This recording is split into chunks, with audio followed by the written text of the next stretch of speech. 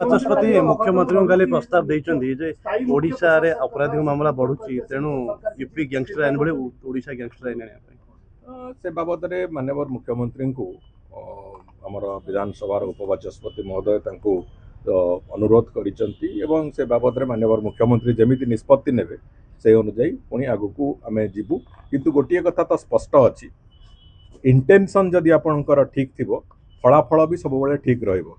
सरकार इंटेंशन ठीक अच्छी से दृष्टिकोण आज पर्यंत यही वर्षे मासे देढ़ मास भितर जेतिकी क्राइम घटी समस्त क्राइम जो अपराधी माने क्राइम घटे से आम 24 रु 48 घंटा भितर गिरफ करुचु। गिरफ करने को से शक्ति पुलिस को संपूर्ण स्वाधीनता दि जाइए एवं सरकार तरफ संपूर्ण रूपे से शक्ति को व्यवहार करा जाउची, जो कथा अतीत में घटू नाला।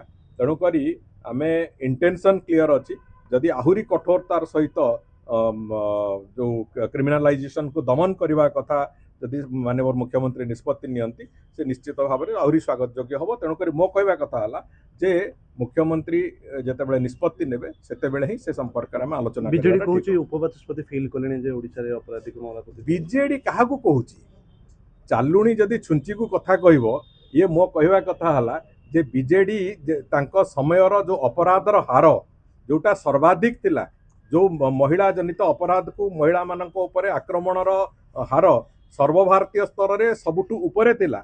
एक कथा बिजु जनता दल भूली जाइए। गत वर्षे भितर बारंबार बारंबार आम स्टाटिस्टिक्स देइचु जे अपराध हार ओडिशा रे कमिची, महिला मानक अपराधर हार कमिची एवं आम आहरी आगू जावाक चाहूँ, आहरी कठोरतार सहित एक कथा को दमन करने को चाहूँ। आसामी तो गिरफ होती किंतु ता सहित जुडिशियरी सिस्टम रे भी तांको केमिति आहरी कठोर कठोर सजा मिलिबो एवं जहाँ फल कि आगामी दिन में एभलिया काम करने साहस करेनि से कथा दिग को आम चिंता करुचु। तेणुक निजे अपकर्म करी 24 वर्ष गला परे आज जदि एठी आसिकी जो वृद्ध व्याघ्र भाया कथबार्ता करेंगे मु भावुची एभलिया असमीचीन कथा न करवा उचित गोटे राजनैतिक दल।